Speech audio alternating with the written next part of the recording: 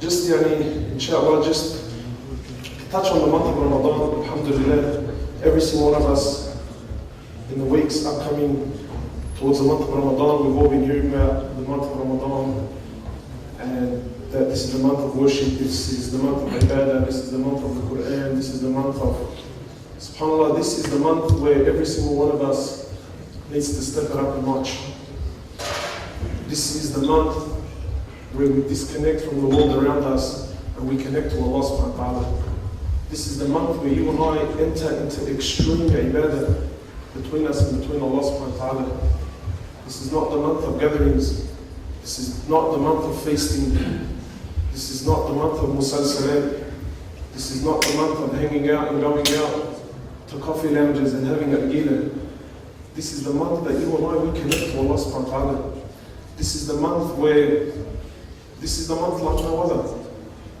You pray like you've never prayed before. You read Quran like you've never read before. And we also make dhikr like we've never made before.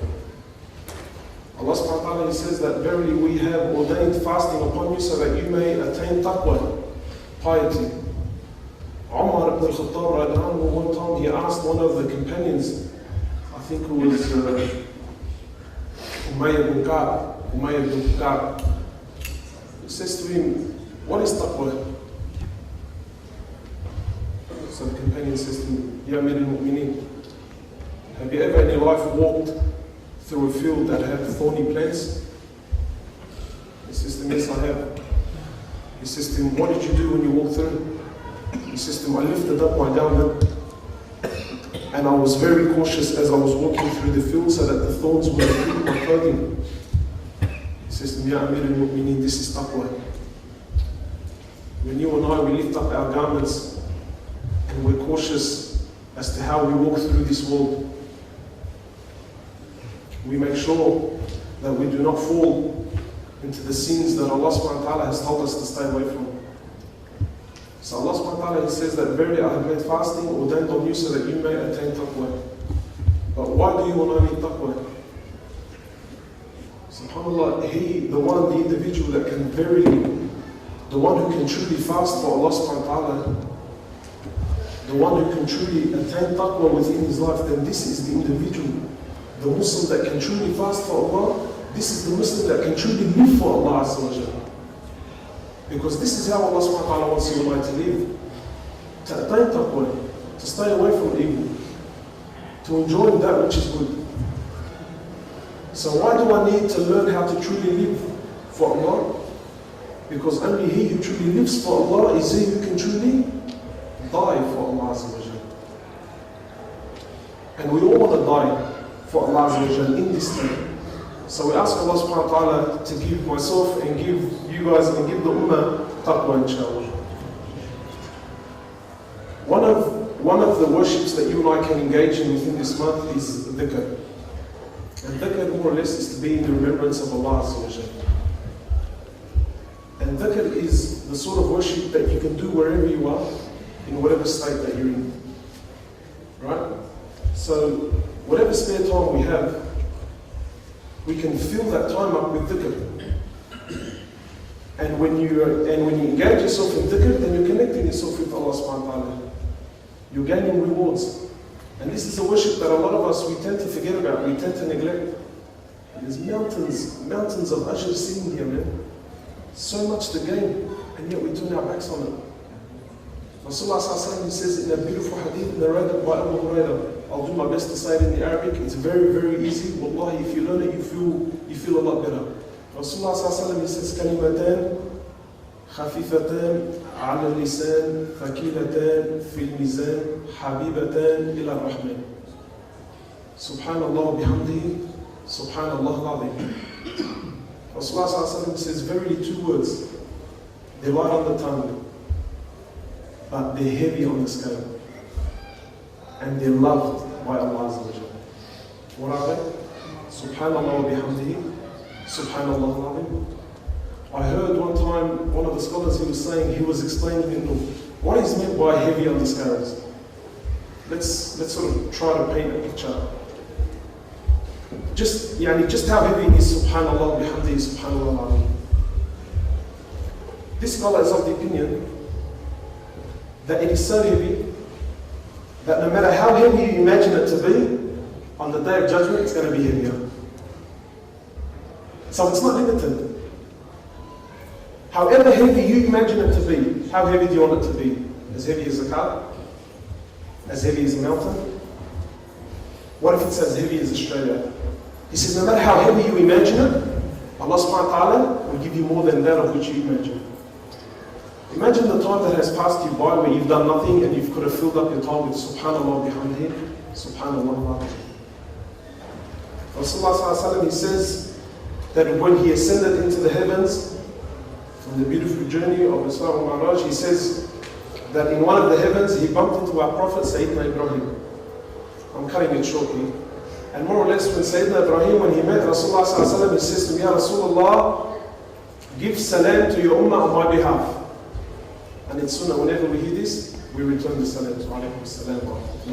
So our father Ibrahim is giving us advice. He's telling Rasulullah sallallahu alaihi wasallam, he says, tell your ummah that verily heaven, the land of heaven has already been divided.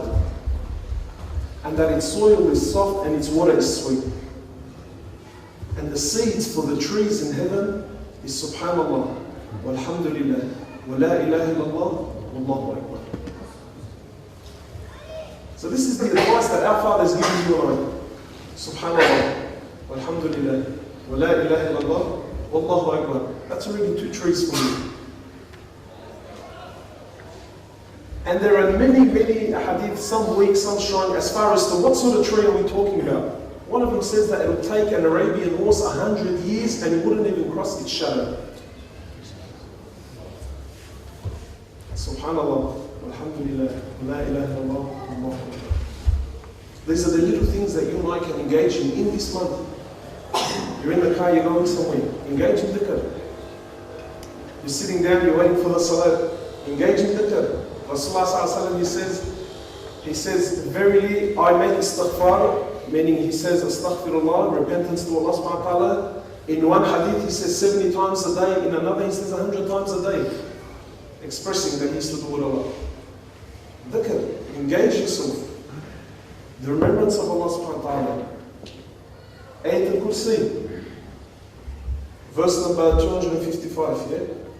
I think it's verse number 255 of Surah Al-Baqarah in chapter 2. Rasulullah sallallahu alaihi wasallam, he says, whoever reads Ayat al-Kursi after every prayer, 5 prayers. After every prayer you read Ayat al-Kursi, Rasulullah sallallahu alaihi wasallam is telling you and I that the only thing that will stand between you and I, the only thing that will stand between you and paradise is death. So all you got to do is die, man, and that's where you're going. Yeah? Ayat al-Kursi. Small but powerful. Small but powerful. Just making salat ala Rasulullah sallallahu alaihi wasallam. Rasulullah sallallahu alaihi wasallam says, whoever makes salat on me, Allah will make salat on you 10 times, man. 10 times. That time before Maghrib is a special time, man. Engage. Connect yourself to Allah subhanahu wa ta'ala. Make salat ala Rasulullah sallallahu alaihi wasallam. This is the month for it. This is the month that really we need to hit our heart. Dhikr, as much as you can. We need to get to dhikr. Rasulullah sallallahu alaihi wasallam, he says that verily, whoever remembers Allah subhanahu wa ta'ala on his own, Allah subhanahu wa ta'ala remembers you on his own. And if you remember Allah subhanahu wa ta'ala in a gathering, Allah subhanahu wa ta'ala will remember you in a better gathering of angels. You know, being in the remembrance of Allah subhanahu wa ta'ala, being in dhikr, you know, subhanAllah, in every worship we do in Islam, you need to have intention. Can I make wudu if I don't have intention? Can I pray if I don't have intention? Yeah, Rasulullah sallallahu alaihi wasallam, he says, wherever Allah subhanahu wa ta'ala is being mentioned, wherever Allah subhanahu wa ta'ala is being mentioned, so say here for instance, verily the tranquility will come down. Look, I've been talking about Allah for less than 5 minutes and already you feel different. Already you're thinking different. Already your perspective of tomorrow has changed. We've been talking about Allah for a couple of minutes. Rasulullah sallallahu alaihi wasallam says, whoever gathers to mention Allah subhanahu wa ta'ala, verily the angels will join us in this gathering. It's a long hadith, it's a beautiful one, and then they go back to Allah subhanahu wa ta'ala. But more or less at the end of this gathering, Allah subhanahu wa ta'ala would have forgiven every single one of us our sins. But that's not the amazing thing. The amazing thing is that there's probably one of us now who's thinking, man, hasn't this guy finished yet? He's doing my thing. Right? Let's be honest, right? You know, sometimes you go to like you go to a nice talk, and then the brother carries on, and then you doze off and then you start sleeping. Right?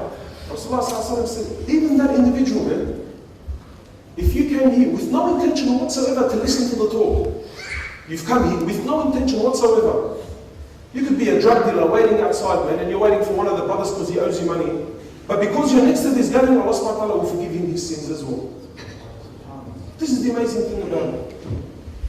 We stand out to the creation of the heavens like the star stands out in the sky. So we need to engage in dhikr. Engage in dhikr. Do not let a moment pass you by. Subhanallah wa bihamdihi. Subhanallah al-Azim. Heavy on the scales, man. Heavy. And there's two types of dhikr. There's the general dhikr, which is, Subhanallah, alhamdulillah, wa la ilaha illallah. And then you've got the specific dhikr. What do I say when I enter the toilet? What do I say when I come out of the toilet? What do I say before I eat? What do I say after I eat? All of this stuff is worship. This is why ibadah, Rasulullah is giving you and I ammunition against who? Against shaitan. When you come to eat, you say Bismillah, shaitan doesn't eat with you anymore. When you come to wear your clothes, Bismillah, shaitan doesn't get dressed with you anymore. When you enter the house, when you leave the house, when you enter the masjid, when you leave the masjid. All of this dhikr, Allah subhanahu wa ta'ala is giving you, Rasulullah is giving you and I ammunition to protect ourselves. Engage in it. This is the month to learn it. This is the month to learn it. This is, Wallahi, I can't find the words to express the importance of it. And just think back at all the time that has passed us by, man. You jump on the train, you go down to the city, that's 40 minutes. What did you do in that 40 minutes, really? You can't read Quran, you don't have the Quran handy on you, engage in dhikr. Commit to Allah subhanahu wa ta'ala.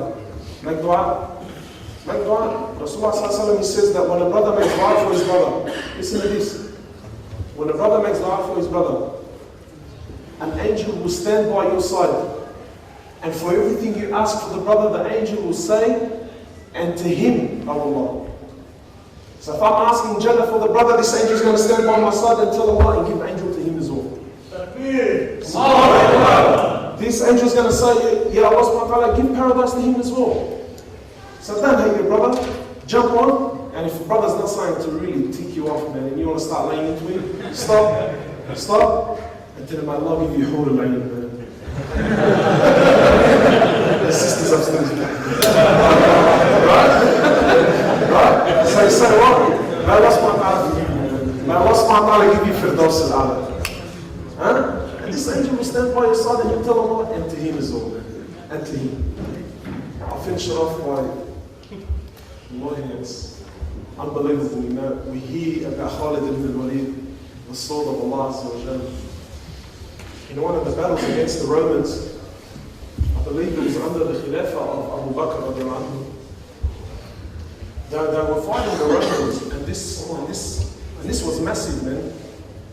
Bedouins, people used to eat dead carcasses on the floor. Now they're fighting the greatest empire the world ever knew. So, and Khalid ibn Walid was the leader, and the Muslims needed him, of course. So anyway, one time after one of the battles, it was night, and then the armies came to rest. The Muslims were on one side, the non-believers were on another. So Khalid ibn Walid, man, he couldn't sleep. He jumps on his horse, and the Muslims said to him, where are you going? He goes, well, I'm going to the non-believers. Can I get a what on your own? He goes, be on my own. Yeah, more or less. What do you mean on your own? That's craziness, man. That's suicidal. And he went. And he went to the gathering of the enemy at night, and he walked around them. He walked through them. He walked amongst them on his horse, and he came back. And the Muslims said to him, man, weren't you scared? He says to them, did you not hear the hadith of Rasulullah sallallahu alaihi wasallam?